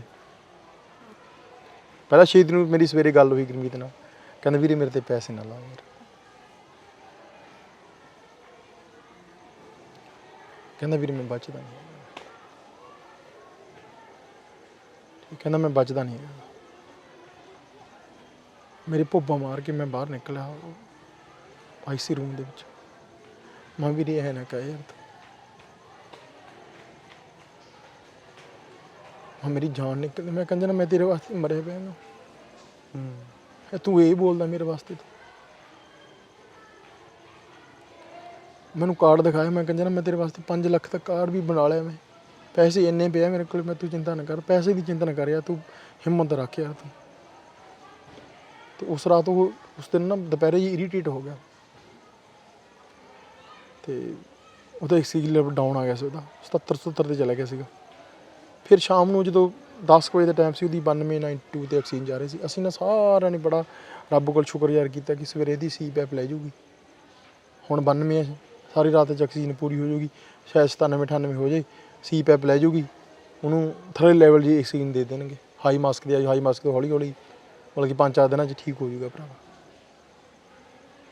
9:30 ਚੈੱਕ ਕਰਦੇ ਭਰਾਵਾ, 10 ਵਜੇ ਸਾਨੂੰ ਡਾਕਟਰ ਨੇ ਬੁਲਾ ਲਿਆ। ਕਹਿੰਦਾ ਵੀ ਸਾਨੂੰ ਡਾਕਟਰ ਸਾਹਿਬ ਨੇ ਬੁਲਾਇਆ ਕੰਪਿਊਟਰ ਨੇ। ਅਤੇ ਭਰਾਵਾ ਜਦੋਂ ਅੰਦਰ ਬੁਲਾਇਆ, ਮੈਨੂੰ ਆਇਆ ਸੀ ਦੁਪਹਿਰੇ, ਮੈਨੂੰ ਐਂ ਮੇਰੇ ਮਨ ਦੇ ਵਿੱਚ ਇਹ ਸੀਗਾ ਦੁਪਹਿਰੇ ਨਾ ਇਰੀਟੇਟ ਕੀਤਾ ਸੀਗਾ ਨਰਸਾਂ ਨੂਰਸਾਂ ਨਾਲ, ਮੈਂ ਥੋੜ੍ਹਾ ਝਗੜਿਆ ਵੀ ਸੀਗਾ ਉਹ, ਕਿ ਸ਼ਾਇਦ ਮੈਨੂੰ ਡਾਕਟਰ ਕਹੂਗਾ ਸਾਡੇ ਦਿਮਾਗ 'ਚ। ਪਰ ਸਾਨੂੰ ਕੀ ਪਤਾ ਸੀਗਾ, ਜਦੋਂ ਉਹਨੇ ਕਿਹਾ ਕਹਿੰਦਾ ਬਾਈ ਗੁਰਮੀਤ ਸਿੰਘ ਤਾਂ ਰਿਹਾ ਨਹੀਂ,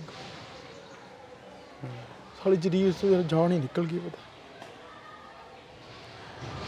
ਮੈਨੂੰ ਯਾਰ B.Ed ਤਾਂ ਤੁਹਾਡੇ ਲਈ ਕੀਤੀ ਉਹਨੇ, ਮੈਂ ਉਹਨੂੰ ਬੜੇ ਪਿਆਰ ਨਾਲ ਰੱਖਿਆ ਸੀ ਪਤਾ ਨਹੀਂ, ਕਿਉਂਕਿ ਮੈਂ ਬੜੇ ਮਤਲਬ ਕਿ 2 ਮਿੰਟਾਂ ਦੇ ਵਿੱਚ ਮੈਂ ਸਾਰੀ B.Ed ਕੀਤੀ ਯਾਰ। ਉਹਦੇ ਮੈਂ ਤੁਸੀਂ ਦੇਖਦੇ ਹੋਵੋਗੇ ਤੁਸੀਂ ਤੇ ਡੇਲੀ ਦੇ ਕੱਪੜੇ ਚੇਂਜ ਹੁੰਦੇ ਸੀ। ਹੂੰ ਠੀਕ ਹੈ, ਮੈਂ ਉਹਨੂੰ ਇਹ ਕਹਿੰਦਾ ਸੀ ਕਿ ਜੇ ਮੈਂ ਗਰੀਬੀ ਹਾਲਤ ਵਿੱਚ ਮੈਂ ਬੀਐਡ ਕੀਤੀ ਹੈ ਯਾਰ, ਤੂੰ ਤੈਨੂੰ ਮੈਂ ਇਹੋ ਜਿਹੇ ਹਾਲਾਤਾਂ 'ਚ ਬੀਐਡ ਨਹੀਂ ਕਰਨ ਦੇਣਾ ਚਾਹੁੰਦਾ। ਉਹਨੇ ਬੜੇ ਸੱਜੇ ਢੰਗ ਨਾਲ ਸਟੱਡੀ ਕੀਤੀ ਸੀ ਉਹਨੇ ਯਾਰ, ਹੂੰ ਪਰ ਰੱਬ ਦੀ ਅਲੱਗ ਹੀ ਮਰਜ਼ੀ ਸੀ ਭਰਾ, ਕਿਉਂਕਿ ਮੈਨੂੰ ਐਂ ਸੀ ਨਾ ਕਿ ਜੇ ਉਹ ਨੌਕਰੀ ਲੱਗ ਜਾਂਦਾ ਸ਼ਾਇਦ ਮੈਂ ਸੌਖਾ ਹੋ ਜਾਂਦਾ ਯਾਰ। ਹਾਲਾਤ ਔਖੇ ਹੋ ਜਾਂਦੇ। ਠੀਕ ਹੈ, ਹਾਲਾਤ ਹੋਰ ਵੀ ਘਰ ਦੇ ਸੌਖੇ ਹੋ ਜਾਂਦੇ। ਠੀਕ ਹੈ, ਰੱਬ ਨੂੰ ਕੁਝ ਹੋਰ ਹੀ ਮਨਜ਼ੂਰ ਸੀ। ਹੁਣ ਅੱਜ ਲਾਲ ਸਿੰਘ ਇੱਕ ਚੰਗਾ ਅਧਿਆਪਕ ਹੈ। ਅੱਜ ਲਾਲ ਸਿੰਘ ਦੇ ਵਿਦਿਆਰਥੀ ਉਹਦੀ ਸ਼ਲਾਘਾ ਕਰਦੇ ਨੇ, ਆਲਾ ਦੁਆਲਾ ਇਲਾਕਾ ਦੇਖਦੇ ਆ ਕਿ ਲਾਲ ਸਿੰਘ ਨੂੰ ਇੱਕ ਚੰਗੇ ਅਧਿਆਪਕ ਵਜੋਂ ਦੇਖ ਰਹੇ। ਜਿਹੜੇ ਲੋਕ ਟੁੱਟੇ ਪਏ ਨੇ, ਜਿਹੜੇ ਲੋਕ ਜ਼ਿੰਦਗੀ ਦੀ ਜੰਗ ਲੱਗਦਾ ਕਿ ਅਸੀਂ ਤਾਂ ਹਾਰ ਜਾਵਾਂਗੇ, ਉਹਨਾਂ ਲੋਕਾਂ ਨੂੰ ਜਾਂਦੇ ਜਾਂਦੇ ਕੀ ਕਹਿਣਾ ਚਾਹੋਗੇ? ਨਹੀਂ, ਜ਼ਿੰਦਗੀ ਹਾਰਨ ਦਾ ਨਾਮ ਨਹੀਂ ਹੈ। ਹਾਰਨਾ ਜ਼ਿੰਦਗੀ ਨਹੀਂ ਹੈਗੀ, ਸੰਘਰਸ਼ ਕਰਨਾ ਚਾਹੀਦਾ ਬੰਦੇ ਨੂੰ। ਠੀਕ, ਸੰਘਰਸ਼ ਹੀ ਜ਼ਿੰਦਗੀ ਹੈ। ਕਿਉਂਕਿ ਜੇ ਅੱਜ ਹਾਲਾਤ ਸਾਡੇ ਮਾੜੇ ਨੇਗੇ, ਮਿਹਨਤ ਕਰੋ, ਮਿਹਨਤ ਨਾਲ ਹਾਲਾਤ ਥੋੜ੍ਹੇ ਚੰਗੇ ਹੋਣਗੇ ਲਾਜ਼ਮੀ। ਠੀਕ ਹੈ, ਮੈਂ ਦਾਅਵਾ ਕਰ ਦਾਂਗਾ ਕਿਉਂਕਿ ਮੈਂ ਇੱਕ ਖੁਦ ਐਗਜ਼ਾਮਪਲ ਹਾਂ। ਕਿਉਂਕਿ ਮੇਰੇ ਘਰ ਦੇ ਹਾਲਾਤ ਵਿੱਚ ਰੋਟੀ ਨਹੀਂ ਪੱਕਦੀ, ਪਰ ਅੱਜ ਇਹ ਆ, ਠੀਕ ਹੈ, ਵਧੀਆ ਰੋਟੀ ਪੱਕਦੀ ਹੈ ਭਰਾਵਾ। ਜਵਾਬ ਅੱਗੇ ਪੜ੍ਹਾਇਆ ਮੈਂ, ਅੱਗੇ ਜਵਾਕਾਂ ਨੂੰ ਵੀ ਸਪੋਰਟ ਵੀ ਦਿੱਤੀ ਹੈ ਦੇਖ। ਠੀਕ ਹੈ, ਸਪੋਰਟ ਵੀ ਦਿੱਤੀ ਹੈ, ਉਹ ਸਪੋਰਟ ਦਾ ਮੈਨੂੰ ਫਾਇਦਾ ਵੀ ਹੋਇਆ ਭਰਾਵਾ। ਉਹਦੀ ਐਗਜ਼ਾਮਪਲ ਹੈ ਮੇਰਾ ਭਤੀਜਾ ਗਾ, ਉਹ ਜੋਬ 'ਤੇ ਲੱਗ ਗਿਆ। ਠੀਕ ਹੈ, ਭਤੀਜੀ ਟੈਸਟ ਦੀ ਤਿਆਰੀ ਕਰ ਰਹੀ ਹੈਗੀ, ਅਤੇ ਜਿਹੜਾ 4100 ਪੋਸਟਾਂ ਨੇ ਉਹ 'ਚ ਵੀ ਆ ਜੂਗੀ, ਨੰਬਰ ਆ ਜੂਗੀ। ਤੁਸੀਂ ਸੁਣਿਆ ਇੱਕ ਉਸ ਅਧਿਆਪਕ ਨੂੰ ਜਿਹੜਾ ਥਾਂ ਥਾਂ ਡਿੱਗਦਾ ਹੈ, ਥਾਂ ਥਾਂ ਟੁੱਟਦਾ ਹੈ, ਫਿਰ ਵੀ ਉੱਠਦਾ ਹੈ, ਭੱਜਦਾ ਹੈ ਅਤੇ ਅੰਤ ਨੂੰ ਆਪਣੀ ਜੋ ਸੁਪਨਾ ਸੀ ਉਹਨੂੰ ਸਾਕਾਰ ਕਰਦਾ ਹੈ। ਅੱਜ ਇਹ ਅਧਿਆਪਕ ਬਹੁਤੇ ਲੋਕਾਂ ਲਈ ਪ੍ਰੇਰਨਾਦਾਇਕ ਹੈ। ਅੱਜ ਜਿਹੜੇ ਸੁਪਨੇ ਆਪ ਸਮੋਏ ਸੀ ਕਦੇ ਗਰਾਊਂਡਾਂ ਦੇ ਵਿੱਚ, ਸਕੂਲ ਟਾਈਮ ਤੋਂ ਬਾਅਦ ਜਾ ਕੇ ਆਪਣੇ ਹੀ ਪਿੰਡ ਦੇ ਲੋਕਾਂ ਦੇ ਵਿਦਿਆਰਥੀਆਂ ਨੂੰ, ਆਪਣੇ ਹੀ ਪਿੰਡ ਦੇ ਬੱਚਿਆਂ ਨੂੰ ਜਾ ਕੇ ਗਰਾਊਂਡ ਵਿੱਚ ਲੈ ਕੇ ਆਇਆ ਹੈ, ਉਹਨਾਂ ਦੀ ਹਾਕੀ ਤਿਆਰੀ ਕਰਾ ਰਿਹਾ ਹੈ।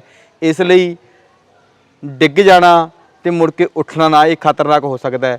ਪਰ ਜੇ ਡਿੱਗੋਗੇ, ਟੁੱਟੋਗੇ, ਪਰ ਖੜ੍ਹੇ ਹੋ ਕੇ ਤੁਰੋਗੇ, ਭੱਜੋਗੇ ਤਾਂ ਇੱਕ ਦਿਨ ਜ਼ਰੂਰ ਮੰਜ਼ਿਲ 'ਤੇ ਪਹੁੰਚਾਂਗੇ। ਸੋ ਬਣੇ ਰਹੋ ਸਿਰਲੇਖ ਦੇ ਨਾਲ।